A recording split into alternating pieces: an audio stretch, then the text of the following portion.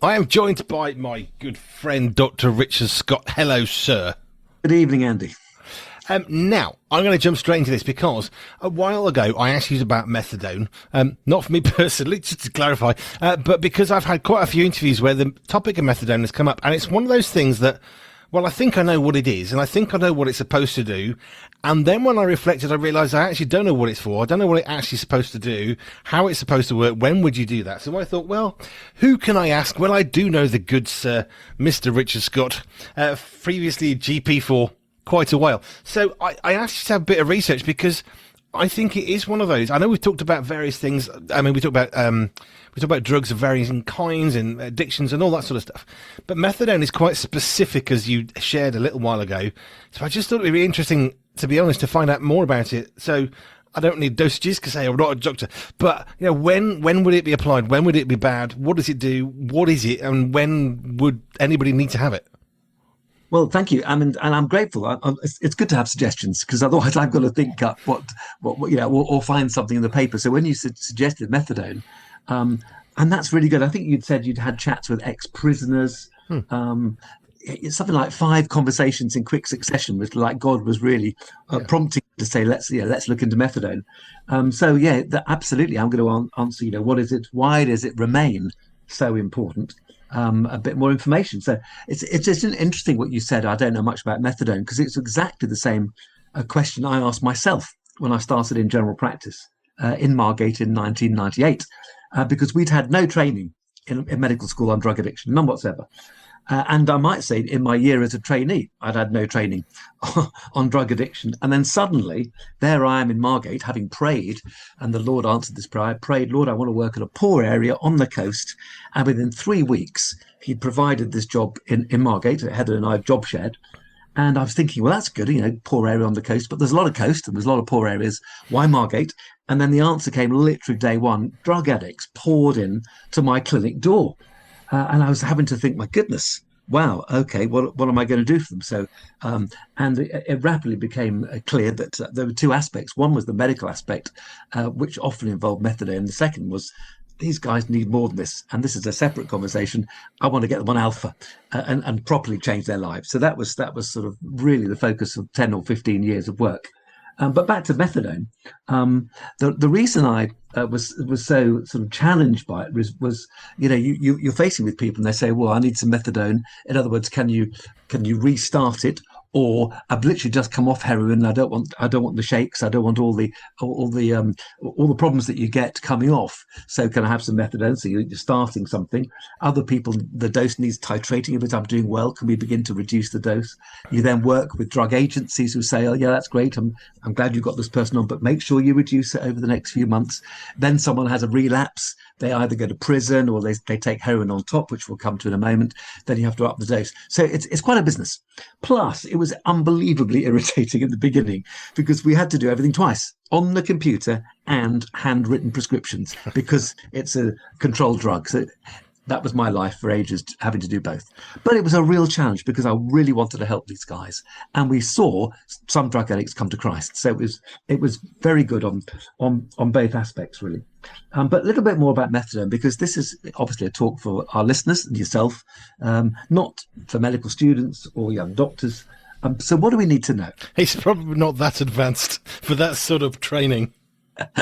Well, I'll give you enough really because it is important. It's been going many years. So it is a long-acting, and that's the key point, a long-acting synthetic, so it's made by man, opioid. Opioids and opiates are the drugs that we know about, serious painkillers.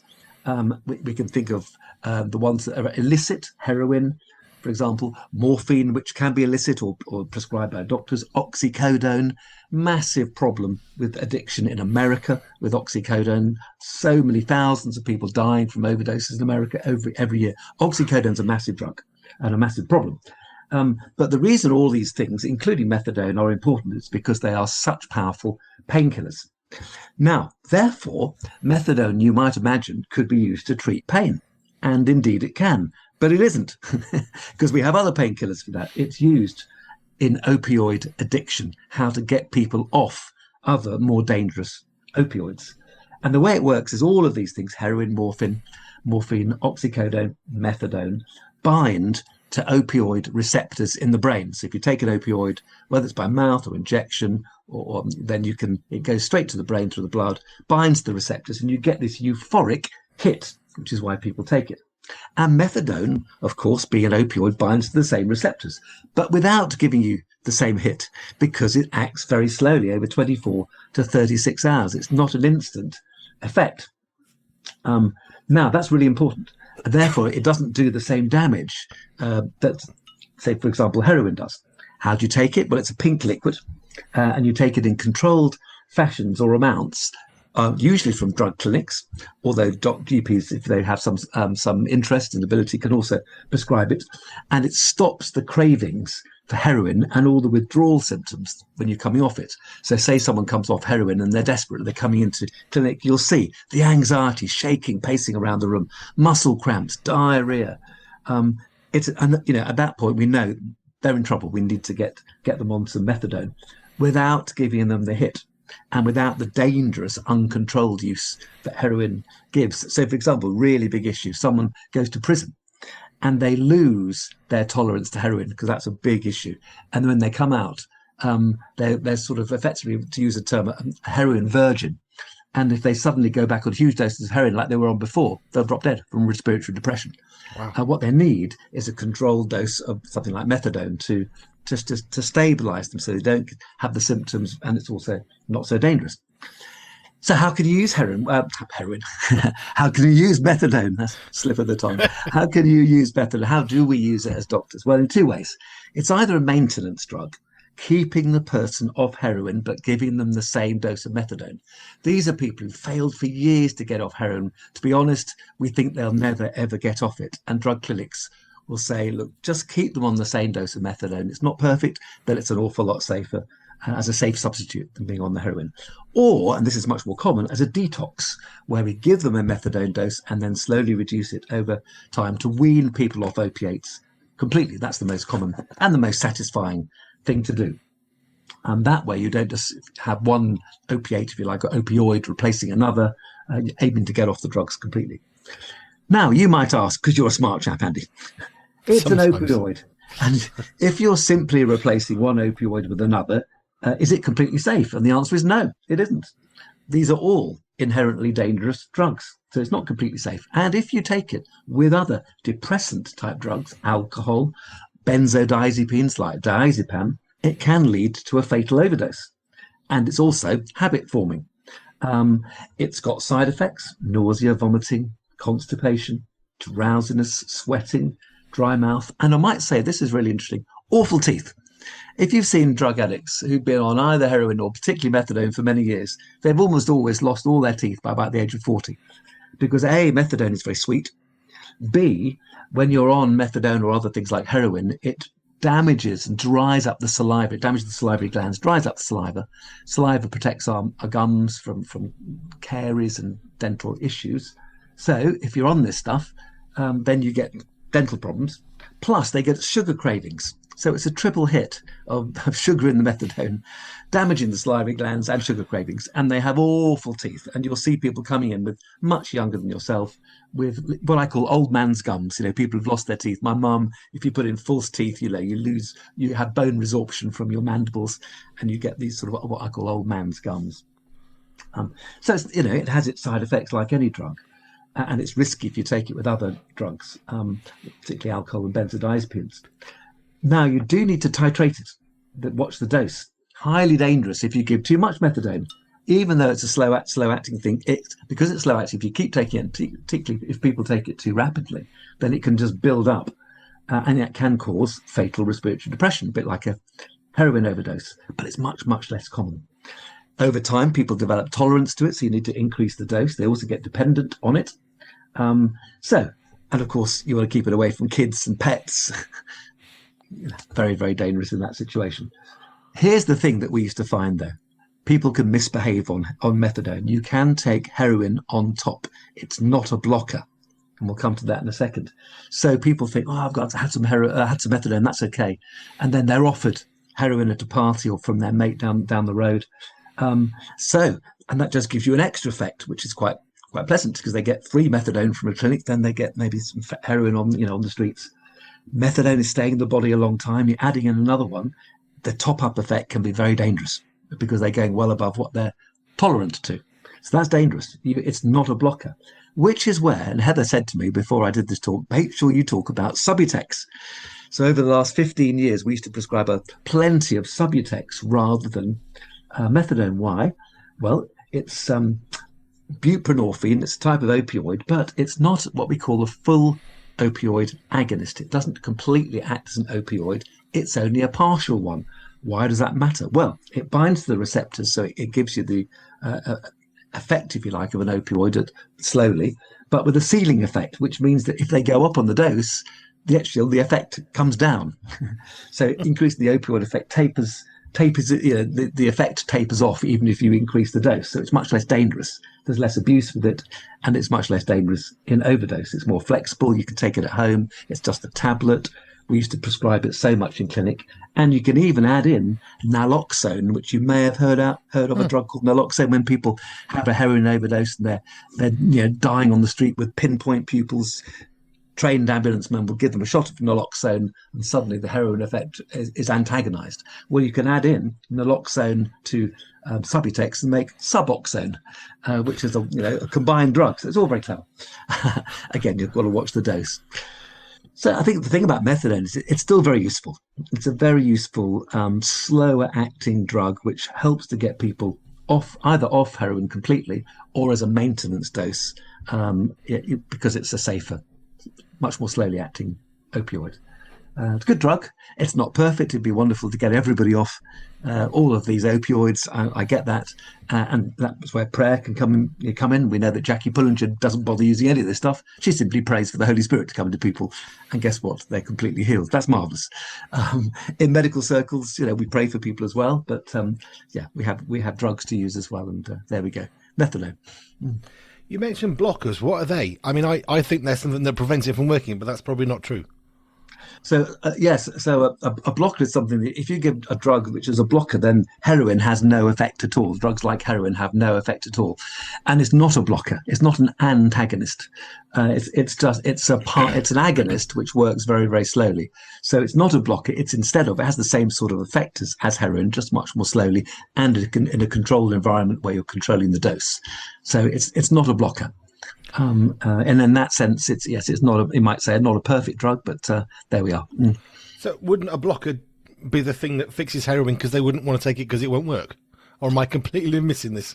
Yes, in some ways, as long as they get some effect from it, because you're still giving people a slower effect from the methadone so that people don't have the craving for heroin. So if you have just a drug that simply blocks but without any effect, people are thinking, well, I don't like that. I'm missing my heroin hit. So it's a sort of halfway house with methadone. Subutex I preferred because we could give it as a tablet. They don't have to go to drug clinics to get a liquid and often have people like pharmacists watch them take it to make sure they don't squirrel it away or pour it away and claim they've had it. And there's all sorts of games that are played in the drug scene. Subutex is a tablet. And it's the only danger with that is it can be sold on the streets. So people can still misbehave or even, and this is nasty, inject it as a tablet. They'll take off the coating and inject the inside. That's not a good idea. But again, that can happen sometimes. So it was always a real joy when we get people completely off all of these drugs. It didn't happen as often as I would have liked, but it was a real joy when it took place. Now, heroin, we've talked about cocaine before, and that was developed, I think I'm right, that was developed by scientists for certain purposes. Is heroin something that was designed by scientists, medical world, or is that just a drug that's been brought in that is horrendously addictive? It's discovered in poppies. That's where it was discovered that people got highs from poppies, which is why in Afghanistan and Pakistan and places where poppies are grown, now, sadly, farmers are not growing their normal staple crops because poppies bring in so much money. So if you like, it's a naturally occurring opioid, which can then again be taken and refined a bit and on the black market sold because it's so incredibly lucrative and dangerous. Poppies, sadly, beautiful though they are to look at, have this unwanted extra side, an extra arm to their bow. I'm using the wrong analogy, but you know what I mean. Arrow to their quiver. But yeah, not a good one. Now, diazepam, I know I had some long time ago. I've shared it before. It's not particularly exciting. I took some because I had a bad back, and the doctor said you need to sleep. If I give you this, you will actually be forced to relax and therefore get some sleep. And we've got to. At that point, I had a bad back, really, really severe, and it would break the cycle of sleep and exhaustion and pain, which it did. I took half a tablet and never wanted to take any ever again. Did not like it. Because it's not just a brain relaxant, it's a muscle relaxant. Yeah. So genuinely, if someone's back goes into spasm, diazepam, along with other painkillers, diazepam is your man. Low dose, to even 2 milligrams, not the usual 5 or 10 that people take. Just 2 milligrams, say a couple of times a day, will really make a difference to people. Very good drug. I'd slept. I had horrible dreams and thought I don't want to take that. But in fairness, my GP was bang on. It actually did help me to sleep. It broke the cycle of pain and tiredness and frustration and all that. It helped me to sleep because it was a muscle relaxant. How is it that diazepam, I'm not necessarily after the really, really sciencey stuff, but how does diazepam act with heroin or methadone so badly that it can kill people? These are all alcohol and diazepam are what we call depressants. They depress functions in the brain. And when you have depressants with other depressants like heroin, then overall it's a combined effect. So it increases the effect of the major depressant, which in this case is heroin. So even with methadone, the same. It can be. I mean, what I liked, but one of the things we did over the years, and it's not always popular with other doctors, but it was a good thing. Was that there are many people who don't want any opiates at all, but they need something to deal with the awful anxiety drug addicts have, and I would give diazepam because it's much safer than heroin. Again, it's not perfect, but as long as people played the game and didn't top it up with other things, and that was. That's a big if, but if they played the game and just stuck to the diazepam, leaving off all the other stuff that they could take, then again, it's a very cheap drug. It's easy to prescribe. Again, you can taper off the dose, but it is a depressant, so you have to be careful that if they are taking other stuff, well, it's dangerous. You see, now that's where I was getting confused because I would have thought heroin was the opposite of a depressant because it has the euphoric thing, which I would have thought was an antidepressant. Spiritual depressant. It's so you can get. I agree. That's why people take it, because they get this big hit. After which, of course, you can come down again. But it's a respiratory depressant, so that's why someone who's taken a massive overdose literally stops breathing, and that's what kills them. I think this is why people. I asked Quisler that. This is why people are so glad that I was not the GP. You ask great questions, and well, I wish I could answer them all. No, I just thought it was just interesting because I completely misunderstood what it did. Now, we had this conversation with smoking and vaping, and we were very clear that vaping is not a safer alternative. It's just a less bad alternative. I would therefore surmise that methadone is not a better alternative. It is just a less bad alternative to heroin. Is that about right? I think that's absolutely right. People have it's synthetic. It's been designed to work much more slowly and to last much longer, to get rid of the cravings and all the bad stuff that they would feel coming off heroin, but without giving the euphoric hit. Because if you have the euphoric hit, which you'll only get if it works really quickly, then in one sense, well, how are you helping this person? So you're training them away from this sort of constant desire for a euphoric hit, whilst managing the side effects that they would get coming off the withdrawal symptoms they would get coming off the drug. And hopefully, if people move in the right direction, they come off it all, and then are delighted because they no longer have to go to a drug clinic and get their methadone, which is a pain for them. Yeah. Now, the teeth was the other one that completely threw me. I had no concept of that bit. I don't know why. It just never, ever entered my head. But really bad teeth. I mean, that's... Again, you're taking something that's really bad for you. You expect to have bad things. But, of course, if we're going to generate something that's synthetic like methadone, it's going to have some pretty nasty side effects. And that's quite a bad one.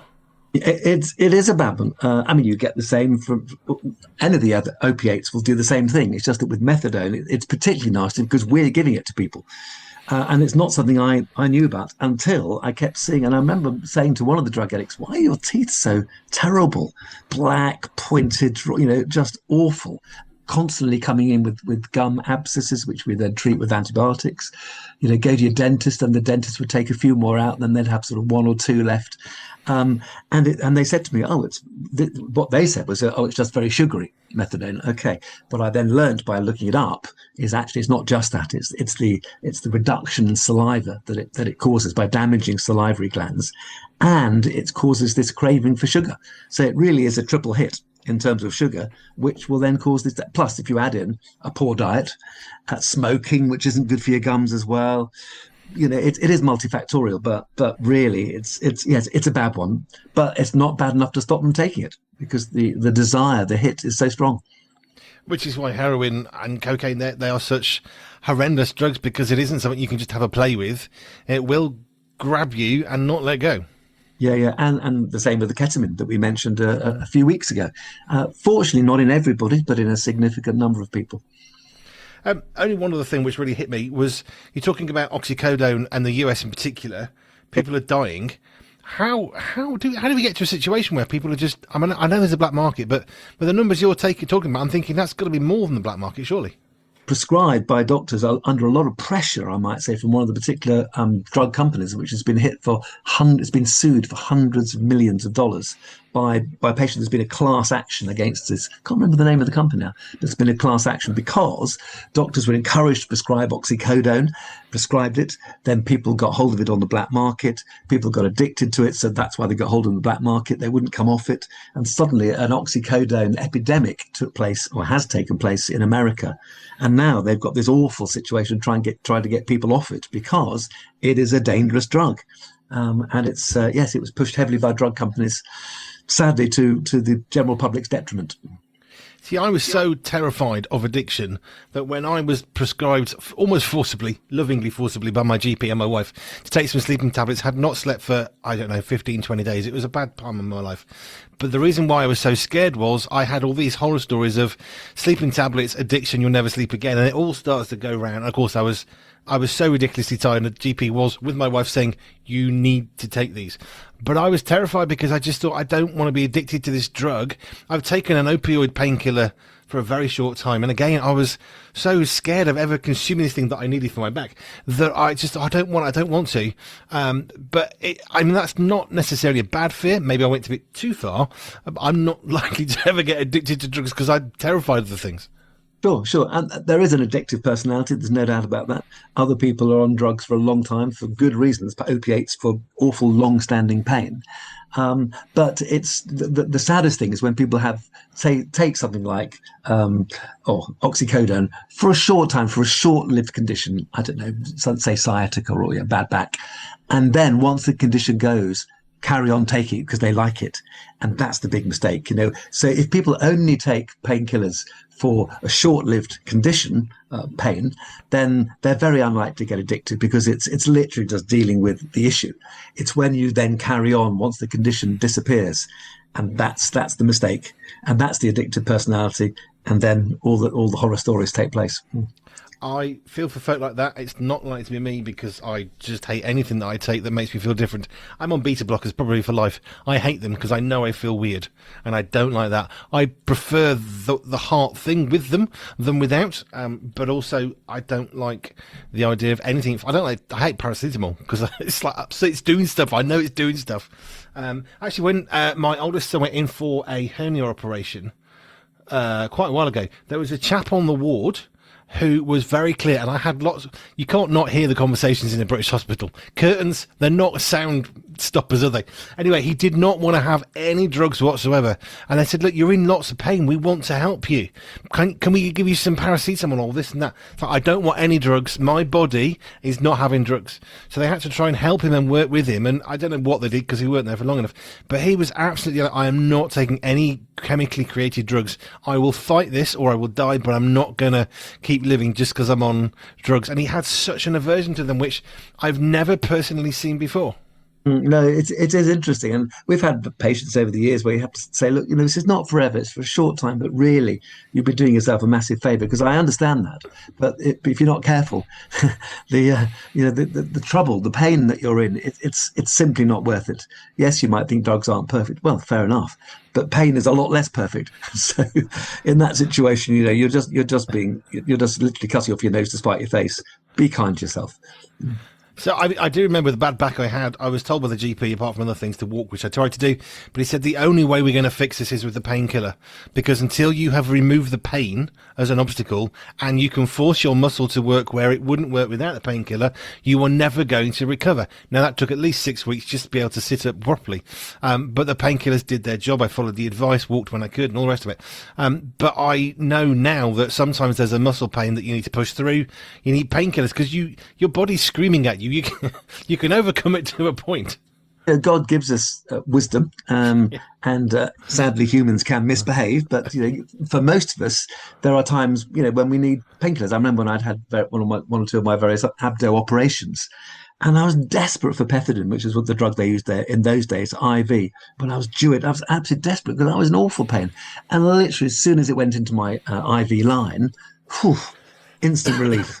And it's for 4 or 5 days. Then you can go on the oral stuff and then taper off. That's fine. It's a short-term thing, and God gives us the ability to use these things, and He gives us painkillers, either natural or synthetic, that can really help us. It seems a bit perverse to say I'm never going to do this when actually just be kind to yourself. I think that's a really important part of the message there, be kind to yourself, because I don't know what happened to that guy. As I say, I don't know whether he gave in. I seriously doubt it. But he was adamant. And I think, God's given us intelligence. He's given us doctors and medicine. And I think we do need to be saying, look, prayer works. Prayer's great. But you know what? It's okay to pray and take paracetamol. It's okay to pray and have a cast for your broken leg. It's fine. And I think maybe sometimes Christians get a bit guilty of trying to rely on God, where perhaps God's saying, well, yeah, I am here, but there's a doctor there and he actually is there to help you. She's going to help you. And, it's okay. I mean, my view is, and God's undoubtedly supernaturally heals. There's no doubt. And until then, take the medicine. Yes, I would concur completely. I have been healed once phenomenally. Have I said this before? I had a really bad throat. It was so bad when I got to A&E, the doctor said, I need to get your painkillers now before you feel what it's about to do. And he was scrabbling for painkillers. And I'm there thinking, that's not good. I've never seen a doctor that desperate to get some painkillers into me. What's about to happen? And it was excruciating painful, throat, and I got painkillers. And I remember asking, because there's a piece of the Bible in James, and it says, call the elders of the church, and they will pray for you, anoint your head with oil, they will pray for you in faith, and you will be healed. And I had, as it happened, I've shared this as a story, I'm going to share it again because I think it's important for somebody. We had some of the elders of the church who happened to be coming for a chat. I didn't know what they were coming for when I booked the meeting, nor did they. I just said, I just know you need to come. Well, that meeting happened to be when I came back from hospital. As it happens. Anyway, they went to anoint me with oil because I said, look, James, I read it out to them. I need you to pray in faith and oil and heal because it's seriously bad. And they did, and the pain went. There we are. Fantastic. It's the first time I've had that. Well, it was. And the thing is, that can happen. Yeah, absolutely, it can happen. No, yeah, we are a faith. We are men of faith. This is a show of faith. But there's also the wisdom which says God's given us these things. Let's use them. He's given us the ability to make bricks for our houses. So let's make bricks for our houses. Better than straw. Use what he's given. And sometimes he decides to go over and above the natural laws. Fantastic. He's God. Praise God. Till then, use what's available. Yes, which is why I'm still on my beta blockers, despite the side effects, which aren't very pleasant, but the other side effect that is a good side effect is my heart is less upset, so that's always a good thing. Dr. Richard Scott, thank you. I was just really interested in methadone, having had so many conversations in such a short space of time and realising, yes, I know what methadone is, no, I don't. And I need to I phoned my friend, Mr. Scott, the good doctor, sir. Thank you. What? Thanks for the suggestion. Well, it came to me, and I thought, well, I know who to ask, because I definitely don't need to be teaching on this, because that would not be good.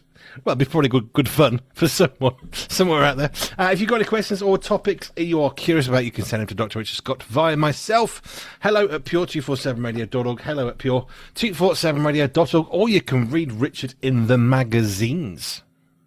Thank you. Thanks for the plug. Here at Pure 247 Radio, we've had the privilege of speaking to some amazing people with some amazing stories. I was about 5k off the coast paddling, and I was watching this storm on the land, and it literally hit a mountain, and rather than just going over the top of it, just turned and just came straight at me. You can't stay on the board in that instance, so I literally am jumping off the back of the board. I've got everything tethered down on the board, and I'm just holding on to the back of the board. As I walked in, there was a fight going on the floor. There was a police sergeant sailing over the desk to help with restraining somebody. And the doors were clanging shut, all the big metal gates, and there were alarms going off and radios. And I felt this most enormous peace come over me because I realised that this is where God wanted me to spend my career behind bars. It was like a baptism of fire, and it was like the most socially deprived council wards in Britain. And then we were going into schools, and then kids were coming to the gigs, but then knocking on my door at night, and I was out there playing football till 11:30 p.m. at night, 12 o'clock, feeding kids, running youth clubs. If you've missed an inspiring conversation and want to catch up, or you'd like to revisit a brilliant interview, you can. Our interviews are available on YouTube and podcast, so you can always catch up anytime you like. Search for Pure 247 Radio wherever you get your podcasts, or find our YouTube channel at Pure 247 Radio, or head over to www.pure247radio.org/catch up.